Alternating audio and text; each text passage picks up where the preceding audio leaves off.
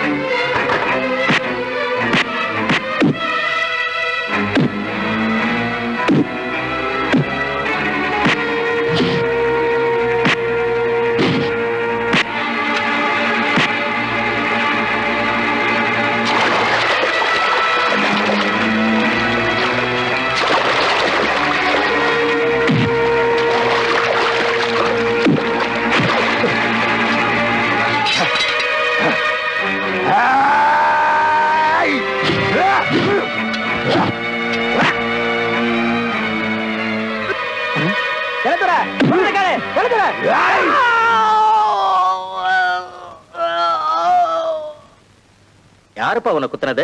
காளிமுத்து தாங்க குத்துனாரு. உன்னை குத்துனது பார்த்த சாட்சி யாராவது இருக்காங்களாப்பா? நான் இருக்கேன். என்னது, நீயா? ஆமா, நான் தான். கோவிந்தனை காளிமுத்து குத்துனதை பார்த்தவனு நான் தான். மேற்கொண்டு அவனை குத்தாம இருக்க தடுத்தவனு நான் தான். ஐயா, நான் யாரையும் குத்த சொல்ல விரும்பல. நான் நிரபராதி. ஏங்க, கோவிந்தனே காளிதான் குத்தவாளிங்கிறான். அதுக்கு சாட்சி இருக்கு. அப்புறம் என்ன யோசனை? தீர்ப்ப சொல்ல வேண்டியதானே? ஐயா, என் மகன் இதை செஞ்சிருக்கவே மாட்டான். அவனுக்கு கோபம் வந்தே நான் பார்த்ததில்லை ஐயா. இந்த மாதிரி காரியத்துல அவன் தலையிட மாட்டான் ஐயா. ஐயா, இது போலீஸ் கேஸ். நம்ம ஊரு பசங்களாச்சேன்னு கடமைக்கு நான் விசாரிச்சேன். குத்தவாளிய போலீஸ்ல ஒப்படைக்கிறதா நியாயம். போலீஸுக்கு சொல்லி அனுப்பியிருக்கேன். இப்ப அவங்க வந்துருவாங்க.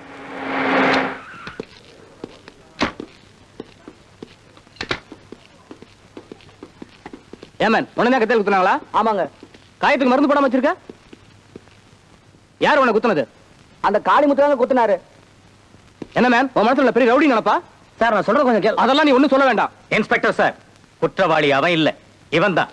அப்பா, அப்படி கூப்பிடாதரா, அவமானமா இருக்கு. இன்ஸ்பெக்டர், இவனை இழுத்துட்டு போங்க. சார், உங்க பையன் சார். தெரியும், பெத்தவனே சொல்றேன். இழுத்துட்டு போங்க. நீங்க போலீஸ் ஸ்டேஷன் வந்து கம்ப்ளைண்ட் எழுதி கொடுக்கணும். வர சார். Constable, arrest him. அவனை இழுத்துட்டு வாங்க போலீஸ் ஸ்டேஷனுக்கு.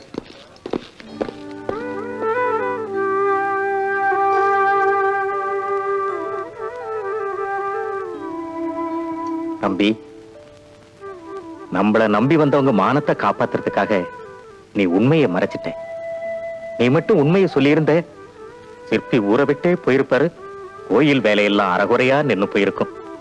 உனக்கு நான் எப்படி நன்றி சொல்றதுனே எனக்கு தெரியலப்பா. நீ நல்லா இருக்கணும், நல்லா இரு.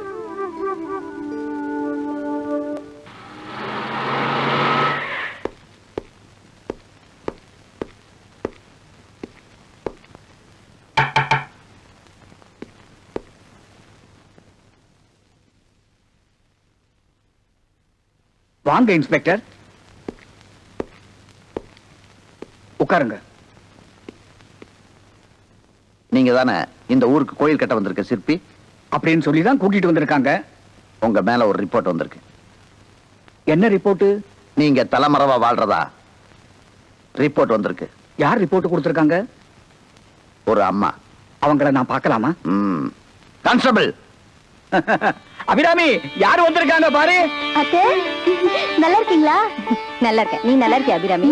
சின்ன வயசுல உன்னை பார்த்தது எப்படி வளர்ந்துட்டடி. ஏன்னா வீரதுபுரத்துல இருந்து வந்தீங்களே, என்கிட்ட ஒரு வார்த்தை சொல்லிட்டு வந்தீங்களா? நாங்க அங்க போய் தேடிட்டு இங்க வரோம். மாமா எப்படி இருக்கீங்க? நல்லா இருக்கமா? வாங்க தம்பி. ஐயா வணக்கம் ஐயா. என்ன அப்படி பாக்குறீங்க? என் ஒரே தங்கச்சியோட ஒரே பையன், பேரு ராஜசேகரன், இன்ஸ்பெக்டர். இப்ப அருப்புக்கோட்டையில இருக்காரு. இல்ல மாமா, இப்ப நான் தேனிக்கு வந்துட்டேன். நல்லதா போச்சு. வணக்கம் சார். மாமா இவரு சொல்ல மறந்துட்டேனே, இவர் பெயர் காளிமுத்து, பெரிய வில்லு பாட்டுக்காரரு. எங்களை இங்க அழைச்சு வந்ததே இவர்தான். நம்ம குடும்பத்துக்கு ஒரு பெரிய காவலர். அதாவது என் வேலை மாதிரின்னு சொல்றீங்க. சார் உங்களை சந்திச்சதுல எனக்கு ரொம்ப சந்தோஷம். ஐயா வீட்டு வாசப்பல போலீஸ் இப்ப நிக்கவும் என்ன மாதிரி பயந்துட்டேன். உறவுக்காரங்க எல்லாம் ஒன்னா சேர்ந்திருக்கீங்க, இடைஞ்சல நான் எதுக்கு? அப்ப நான் கிளம்புறேன் ஐயா. இருங்க தம்பி, சாப்பிட்டுட்டு போலாம். பரவாயில்லையா, எனக்கு முக்கியமான வேலை இருக்கு. இன்னொரு நாளைக்கு வந்து சாப்பிட்டுக்கிறேன். அம்மா வர்றேம்மா. வர்றேன் சார், வரேன் ஐயா.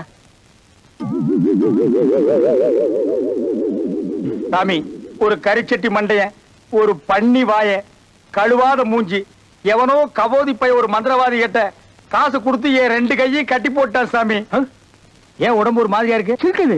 சிலுக்குதா? ஏன் டிஸ்கோ சாந்தி இல்ல? என் கை கட்ட நீங்க தான் சாமி அவுத்துடணும்.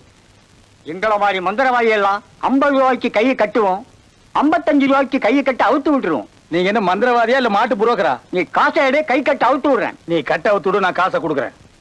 நீ காசை கொடுத்தா தான் நான் கட்ட அவுத்து விட முடியும். நீ கட்ட அவுத்து விட்டா தான் நான் காசை கொடுப்பேன்.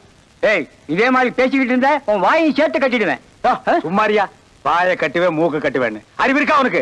2 கையும் கட்டி இருக்கு, எப்படியா நான் காசு எடுத்து தர முடியும்? இந்தா எடுத்துக்கோ.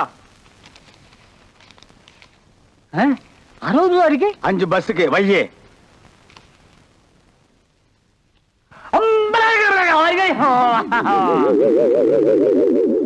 சரி. கொப்ரா. பதினாம்.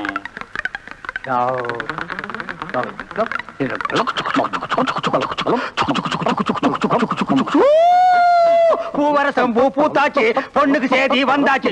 என்ன ரயில விடுற? கை செய்தா போச்சுல? அது சரி, உனக்கு இந்த மாதிரி பண்ணானே, அவனுக்கு நான் ஏதாவது பண்ணட்டுமா? ஐயோ, நீ ஒண்ணும் பண்ண வேண்டாம், அவனை நான் பண்ணிக்கிறேன். உனக்கு தான் பண்ணணுமா? ஏமா, இன்னும் 1 வாரம் இருந்துட்டு போக கூடாதா? வந்த உடனே போகணுங்கிறியே. இல்லைண்ணா, தம்பி அந்த ஊர்ல வேலைக்கு சேர்ந்து 1 வாரம் தானே ஆயிருக்கு. உடனே லீவ் போட முடியாது. என் தொல்லை தாங்க முடியாம தான் கூட்டு வந்தா. அடுத்த மாசம் சாவகாசமா வரேன். அப்பா, மாமாவுக்கு கோயில்லாம் சுத்தி காட்டிட்டு வரேன். அத்தை நீங்களும் வரீங்க? இல்லம்மா, நீங்க போயிட்டு வாங்க. இப்பதானே சாப்பிட்டோம், கொஞ்ச நேரம் படுத்து எந்திரிச்சாதான் நல்லா இருக்கும். சரிங்க மாமா, நாங்க போயிட்டு வந்துடுறோம். அண்ணே, ஜோடி பொருத்தம் எப்படி இருக்கு பாத்தீங்களா? என் கண்ணே பற்றும் போல இருக்கு. 2 பேரும் விகல்பம் இல்லாம அந்யோன்யமா பழகிறத பார்த்து நானே சந்தோஷப்பட்டுட்டு இருக்கிறேன். அப்புறம் என்ன, நல்ல முகூர்த்தமா பாருங்க. என் மருமக என் வீட்டுக்கு வந்தாதான் உங்க மருமக அடங்குவான். என்னம்மா சொல்ற? ஆமாண்ணே, இதுக்கு முன்னாடி நாங்க இருந்த ஊரு ரொம்ப பயங்கரமான ரவுடி பசங்க ஊரு. தம்பி அந்த ஊருக்கு போனதுக்கு அப்புறம் தான் ஊரே அடங்கிச்சு. அவன் துணிச்சலை பாராட்டிதான் சின்ன வயசுல இன்ஸ்பெக்டரா ப்ரமோஷன் கொடுத்திருக்காங்க. அண்ணா, அவன் வீட்டுக்கு திரும்பி வர்ற வரைக்கும் என் உசிரே என்கிட்ட இருக்காது. துள்ளுற காலைக்கு கால் கட்டு போட்டா தானே அடங்கும்.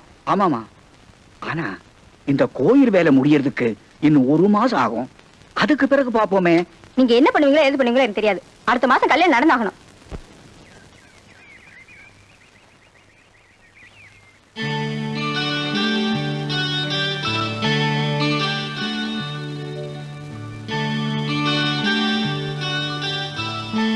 வணக்கம்.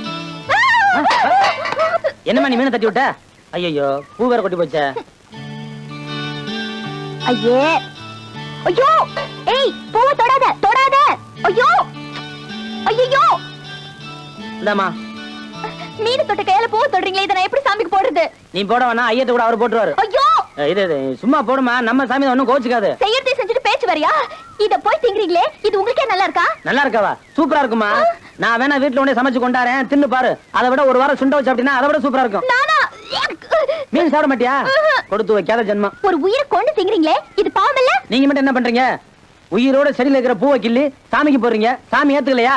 இந்த பாருமா, நீயும் உயிரோட இருக்கிற பூவை சாமிக்கு போட முடியாது, நானும் உயிரோட இருக்கிற மீனை சாப்பிட முடியாது, தெரியுமா?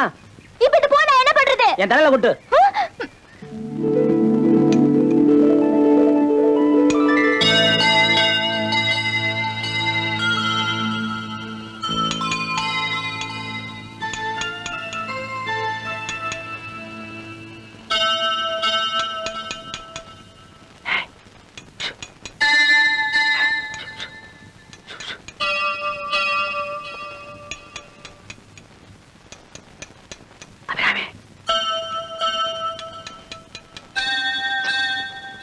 அபிராமி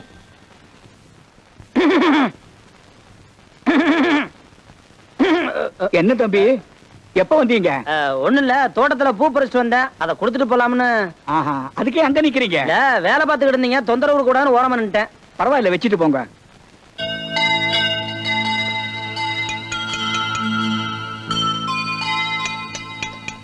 ஐயா, பூ வச்சுட்டேன், பாத்துங்களா? ஆஹா, இந்த சிலை எவ்வளவு அழகா இருக்கு.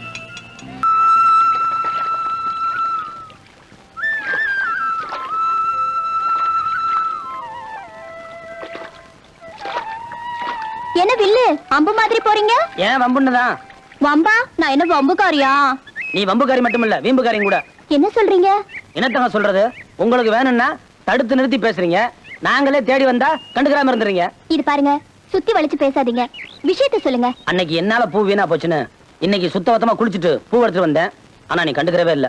எனக்கு ரொம்ப அவமானம் போச்சு. ஐயோ, நீங்க வந்ததே எனக்கு தெரியாதுங்க. அப்போ அன்னைக்கு அந்த பூ வச்சதே நீங்க தானா? ரொம்ப நல்லா நடிக்கிறிய. விட்டா என்ன யாருங்க அப்ப போல் இருக்கு. அன்னைக்கு பூ எடுத்தாந்து இவ்வளவு பக்கத்துல நிக்கிறேன், நீ இப்படி போஸ் கொடுத்துக்கிட்டு ஒண்ணுமே தெரியாம நிக்கிறிய. சத்தியமா எனக்கு தெரியாதுங்க. செலவழிக்க நான் மாதிரியா நின்னுட்டேனா சிலையாவே ஆயிடுவேன். பக்கத்துல எது நடந்தாலும் தெரியாது. நாங்க கூட தான் வில்லுப்பாட்டு படிக்கும் போது கச்சேரியில ஒன்றி பாடுறோம். அதுக்காக வர்றவங்க போறவங்க தெரியாம உட்காந்துருப்ப மேடையில இருக்கலாம். ஆனா எங்க தொழில அது முடியாது. நான் அசைஞ்சேன்னா எங்க அப்பாவில சிற்பம் செதுக்க முடியாது. அதனாலதான் அப்படி நின்னேன். இதுவும் ஒரு தியானம் தான். அப்போ உன்னோட தியானத்தை என்னால கலைக்க முடியாதுன்னு சொல்றியா? நிச்சயமா முடியாது. கலைச்சு காட்டுறேன், நீ அப்படியே நெல்லு, பாத்துருவோம்.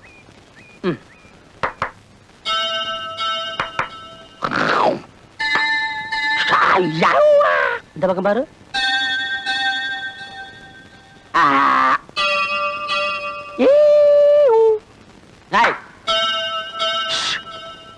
இந்த பாரு. என்னங்க? நீ ஜெயிச்சுட்ட, நான் ஒத்துக்கிறேன். இப்ப புரியுதா இது வில்லுப்பாட்டு மாதிரி அவ்வளவு சுலபம் இல்லன்னு? இந்தா, வில்லுப்பாட்டை பத்தி தப்பா பேசாத. என்ன பெருசா நின்னுட்ட? நான் இப்ப நிக்கிறேன், நீ கலைச்சு பாரு. நில்லுங்க பாக்கலாம்.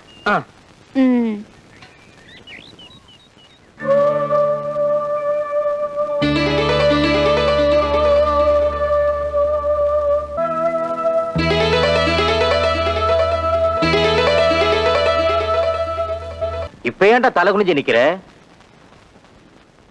குடும்ப கௌரவத்தையே தலகுனிய வச்சுட்டமேன்னு கவலைப்படுறியா? ஏண்டா உனக்கு 8 மாசம் தானே தண்டனை கொடுத்தாங்க? ஆமாப்பா. 8 மாசம் முடியலையடா, தப்பிச்சு ஓடியாந்துட்டியா?